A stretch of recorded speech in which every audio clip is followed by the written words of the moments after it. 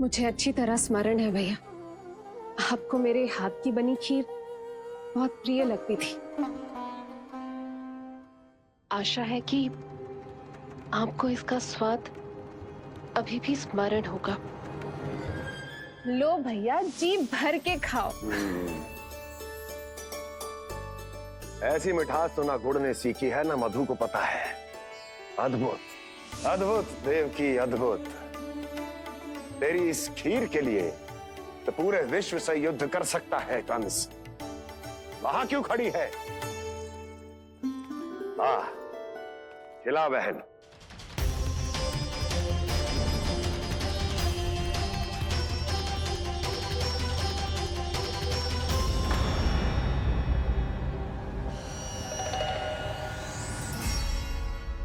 चिंता की आवश्यकता नहीं है भैया, मैंने कोई विष नहीं मिलाया। नहीं, खिला।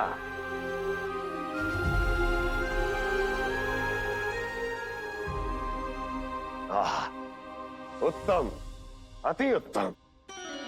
वैसे इतना प्रेम अपने इस दुष्ट भाई पर कैसे? क्या हुआ देवकी?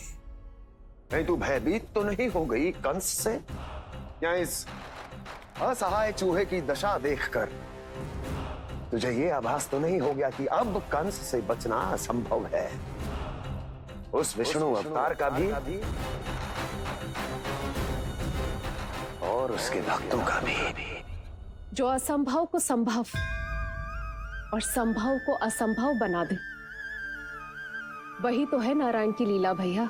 अरे देवकी, तेरा नारायण केवल कुछ असुरों की हत्या कर सकता है। उस असुर का क्या बिगाड़ेगा जो विकार बनकर उसी के भक्तों को भीतर से जकड़ ले। जो भक्त श्री नारायण की भक्ति में जकड़े हुए हैं, उन्हें नारायण इतनी सरलता से किसी विकार में नहीं पड़ने देंगे और ना ही उन्हें निराश होने देंगे।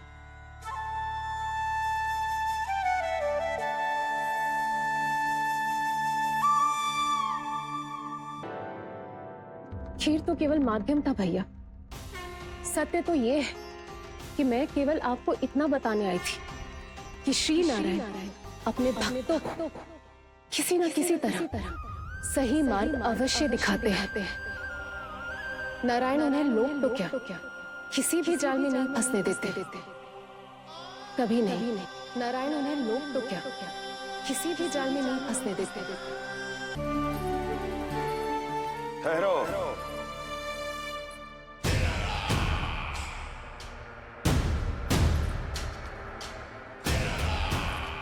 तो तेरे कहने का अर्थ यह है कि तेरा नारायण अपने भक्तों को मार्ग दिखाएगा और वो गोकुलवासी मेरे षड्यंत्र से बच जाएंगे।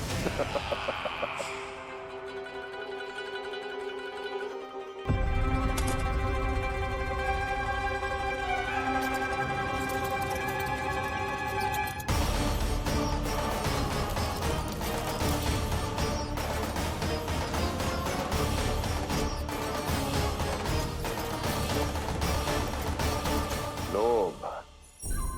तेरा नारायण चाहे कितने भी मार्ग दिखा दे, किंतु जब व्यक्ति के भीतर लोभ बस जाए, उसे तो स्वयं भगवान भी नहीं बचा सकता। हे देवकी, यदि भक्ति का स्थान लोभ ले ले तो क्या करेंगे श्री नारायण? उत्तर दे प्रिय बहना, उत्तर दे। वो आपकी तरह नहीं है भैया। पथरीले मार्ग पर यदि कोई भक्त फिसलकर गिर जाए तो भी नारायण उससे मुंह नहीं मोड़ते हैं। वो सदैव अपने भक्तों के साथ खड़े होते हैं। वो स्वयं झुककर उसे उठाते हैं, फिर से पथरीले मार्ग पर चलने के योग्य बनाते हैं।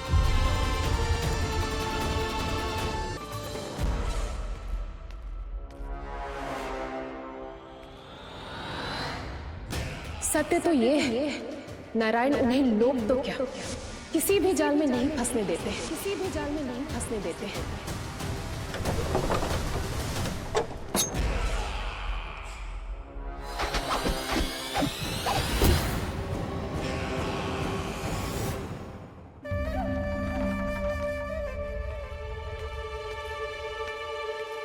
काल मेरे निकट से चला गया महाराज, नहीं तो ये तन मेरे ही प्राणों को आज झटक देता। तो अगली बार काल को मैं आदेश दूंगा ऐसी भूल ना करे।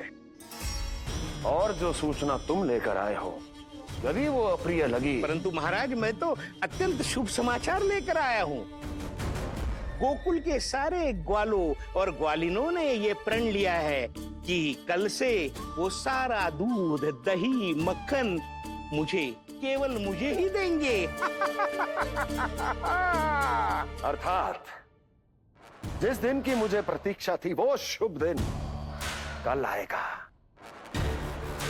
कल से आरंभ होंगे गोकुल के दुर्दिन और बहुत शीघ्र वो विष्णु अवतार मेरे चरणों पे पड़ा गिड़गिड़ाएगा, अपनी असही स्थिति पर आंसू बहाता हुआ अपने जीवन की भिक्षा मांगेगा।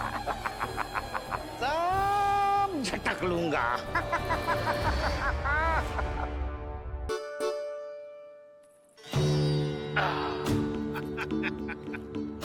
अरे आ गई आप, लेकिन अपने साथ कुछ नहीं लाए। आपका वचन तो स्मरण है ना आपको? मैंने सुना था गोकुल वासियों के लिए उनके वचन से बड़ा कुछ भी नहीं है, और आपने तो मेरे सामने श्री नारायण की शपथ ली है। हाँ हाँ, हमें स्मरण है व्यापारी जी, आपको चिंता करने की कोई आवश्यकता ना है। जे तनिक कुछ कारण से विलंब हो गयो, पर हम 1-2 दिन में आपको सारा माखन दे देंगे। अगर सामग्री सर्वश्रेष्ठ है तो 1-2 दिन तो प्रतीक्षा कर ही सकता हूँ मैं, किंतु आपको वो सामग्री लेकर मथुरा आना होगा। आज मैं जा रहा हूँ ना। हाँ हाँ, आप चिंता मत करो, हम सारी सामग्री वहाँ आराम से पहुँचा देंगे। बस तो फिर मैं आपको मथुरा के द्वार पर ही मिलूंगा। नारायण नारायण। यहाँ अग्रिम धनराशि मिली थी, मथुरा में मिलेगा धोखा। सब झटक लूंगा। सारी मटकियाँ अच्छे से रखना।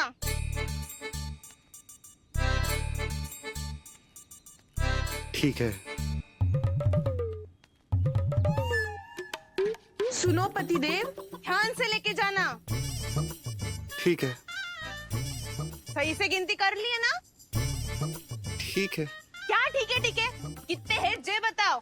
अब 4 मटकी माखन, 6 मटकी दूध और 5 मटकी दही। घी की मटकी कौन बताएगा? हाँ, घी की भी 3 मटकी है।